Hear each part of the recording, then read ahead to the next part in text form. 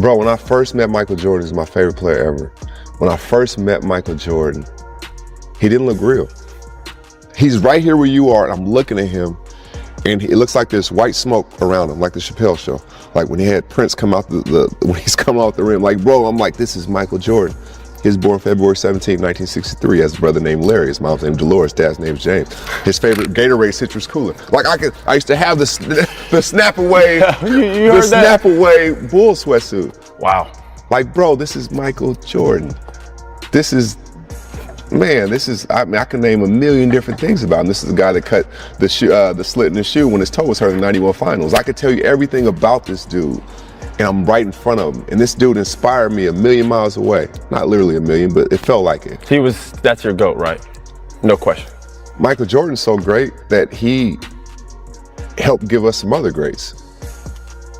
Like Kobe and LeBron, they all admitted they looked up, like, you know what I'm saying? Like, he wears 23 because of MJ. Michael's so great that, you know, when somebody else is great in something, they say he's the Michael Jordan of this. Yeah, like, right. But everybody has a case. I get it. Like, especially if I'm born now, I'm saying LeBron. If I was born before, I'm saying Kobe. Like, I get it.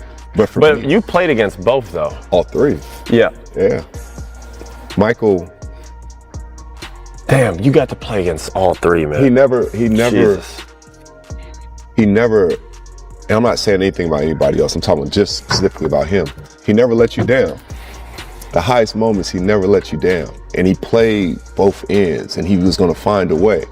Like, even when we talk about the 98 team, and they won Last Dance, we all saw it, he was 35. He was 35. Pippen missed a lot of the season. Rodman's to go on vacation. They still won 60 games and still won the championship. He's a machine. And it's not to knock anybody else, because I think Kobe is that for some, and LeBron is, and there's other greats. But that dude is just, Dame said it, 75. When all the greatest of the greats were there, when he walked in, it was something different. Yeah. Even Wade touched on that. They said he walked in and the whole room shifted. It shifted. That dude's here. He turns everybody into that kid. When I bring up the conversation to my father, who's the greatest of all time, he just starts laughing. He laughs? Oh, he's like, it's not even he's like, Austin, you guys don't understand. He's like, it's not even a question. This dude is like, could you imagine somebody who was as ferocious as Kobe, who jumped like LeBron, who played defense like Tony Allen, who, like, this is all in one. Yeah, all in one, man. Like, this dude. Some moments hit so hard they feel stamped onto your soul forever. And for Jamal Crawford, one of the smoothest ball handlers the NBA has ever produced, that moment was the day he finally came face to face with Michael Jordan, the living icon who shaped his entire childhood and inspired every dribble he ever took. Crawford recalls it with a shake in his voice even now, saying Jordan didn't look real, as if a ghost or a legend had stepped out of his imagination and into the room, glowing like one of those chapel show scenes where Prince walks in surrounded by light. Jamal froze, staring, unable to process that the man who defined greatness was standing right in front of him. For years, just like millions of kids across America, he lived under Jordan's spell, mimicking everything about him. From his birthday, February 17th, 1963, to his parents James and Dolores, his brother Larry, and even his favorite Gatorade flavor, citrus cooler, he remembered everything, every stat, every story, every microscopic detail. Even the moment Jordan cut open his own shoe during the 91 finals just so he could play through a toe injury. To Jamal, that wasn't trivia. It was scripture, sacred verses written in the Gospel of Jordan. And now here stood the man himself, yet seeing him didn't make him feel more human. It made him feel supernatural.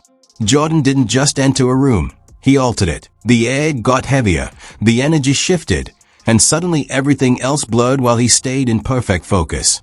Crawford said, "He inspired me from a million miles away, and now he was right in front of me. That isn't a moment, it's a revelation." Jordan wasn't just a basketball player. He was a cultural earthquake, a gravitational force pulling dreamers into his orbit. And in that instant, Jamal Crawford finally understood something people argue about endlessly but rarely grasp.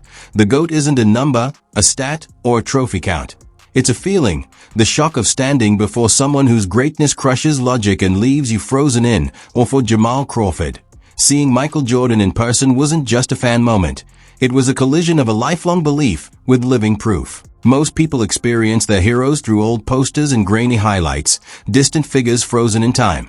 But Jamal treated Jordan's story like a personal playbook, memeizing everything from his birth date to the smallest details of his upbringing. He carried those facts with the devotion of someone guarding a legend. So when he finally stood in front of Jordan, it didn't shatter the myth the way meeting your idols usually does.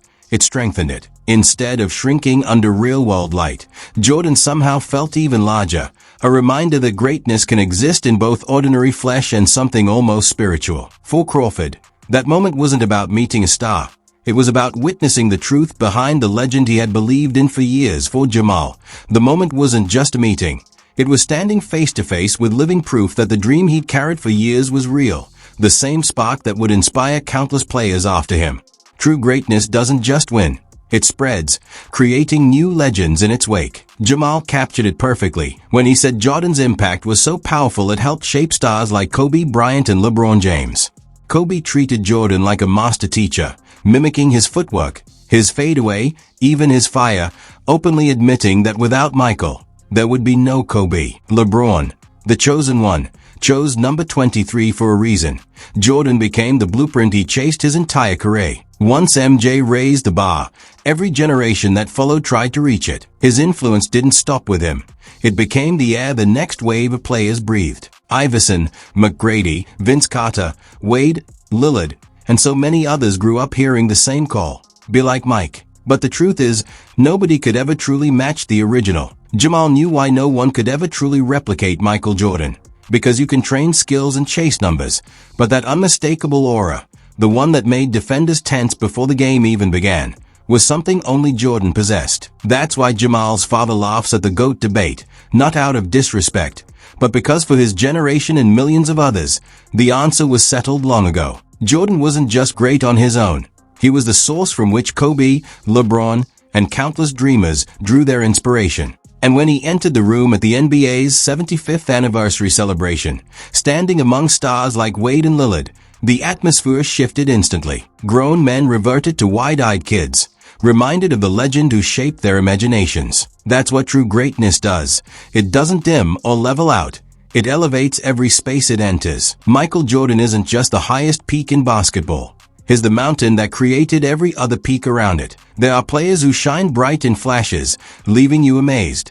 But when the pressure mounts, they vanish. Michael Jordan was different. Jamal Crawford, who once admired him from afar and later froze in his presence, put it simply, in the biggest moments, Jordan never let you down. While others buckled under pressure, he became unstoppable.